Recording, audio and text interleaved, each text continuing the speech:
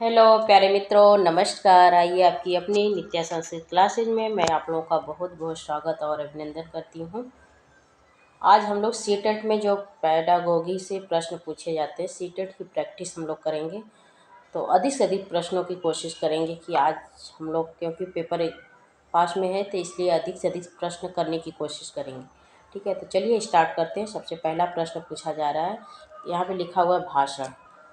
आपको थोड़ा सा दिख नहीं रहा है, स्क्रीन कट रही है, तो उसके लिए मैं क्षमा चाहती हूँ। भाषण लेखन कौशल संबंध निमित्तम प्रदत्त प्रतिपुष्टि प्रभावपूर्ण शिक्षण अधिगम प्रक्रियाणाम आलो आयोजनञ्च संबंधे स्त।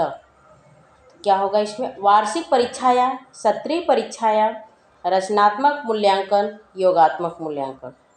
करें कि भाषण लेखन कौशल के संबंध में निर्मित जो प्रदत्त प्रतिपुष्टि फीडबैक दिया जाता है वो प्रभावपूर्ण शिक्षण के लिए अधिगम प्रक्रिया का कैसा आयोजन हमें करना चाहिए। वार्षिक परीक्षाएं करवानी चाहिए कि सत्रीय परीक्षाएं करवानी चाहिए कि रचनात्मक मूल्यांकन किया जाना चाहिए कि योगात्मक मूल्यांकन किया जाए चाहिए। तो देखिए, आप 1 से 5 तक के जितने भी बच्चों के अगर आप अध्ययन करा रहे हैं, आप अगर कभी भी आप एक स्टूडेंट नहीं, आप एक टीचर के रूप में सोचिए। जब भी आप एग्ज़ाम देने जा रहे हैं सीटेट का, तो आप अपने को एक टीचर समझकर ही आंसर लगाने की कोशिश करिए और हमेशा बच्चे के फेवर में ही लगाने की कोशिश करिए। तो देखिए, सबसे पहले यहाँ पे है कि 1 से 5 तक के बच्चे हैं, कक्षा 1 से 5 तक के बच्चे हैं, और उनको जब हम कोई भी चीज़ सिखा रहे हैं तो वो कैसे सीखते हैं?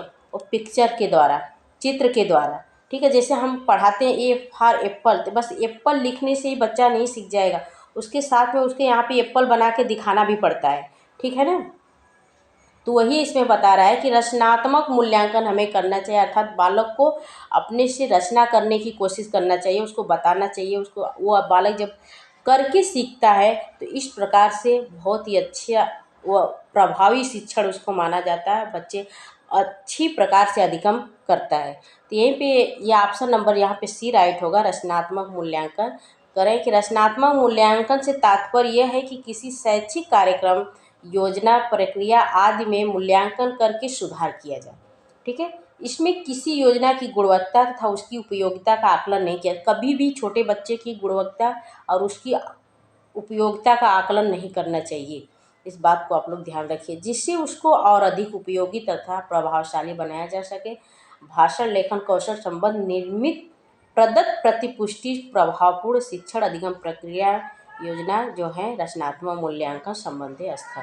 इसलिए ऑप्शन नंबर इसमें सी राइट होगा। चलिए अगले प्रश्न पर चलते हैं।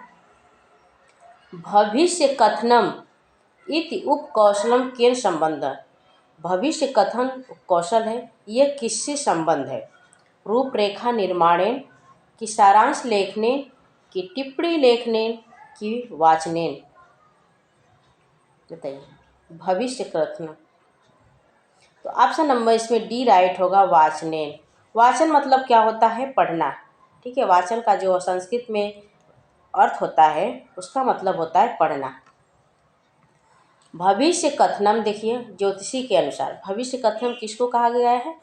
अर्थात जो जिसको हम ज्योतिषाचार्य, ज्योतिष कहते हैं उनको। तो ज्योतिष के वाचन पर निर्भर करता है कि ज्योतिष के ज्ञान में जितना ही कुशल होगा तदनुसार भविष्य कथन कुशलता से करेगा। इसलिए भविष्य कथन उपकौशल, ये भविष्य कथन जो है, जो कि अगर आप संस्कृत पढ़ रहे हैं, संस्कृत में भी कई प्रकार से होती हैं।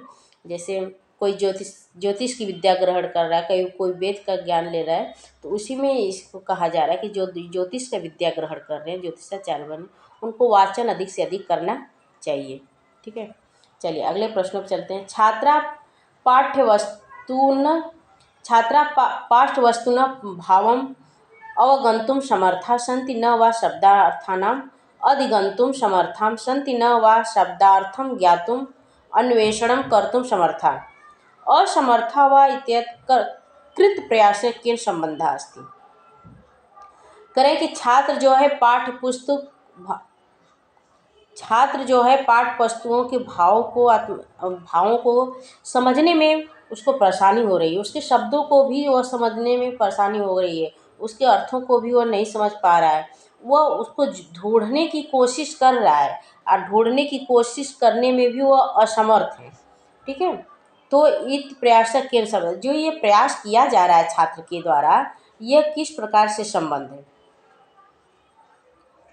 मूल्य अर्थम ज्ञातुम श्रवणात्मक मूल्यांकन की पठन और बोधेय मूल्यांकन की संवेगात्मक प्रतिक्रिया मूल्यांकन की विचार दृष्टिकोण। इसमें ऑप्शन नंबर बी राइट होगा, पठन और बोधेय मूल्यांकन। ठीक है, तो आज के लिए इतना ही प्रिय मित्रों, नमस्कार, जय हिंद। क्लास कैसी लगे कमेंट बॉक्स में जरूर।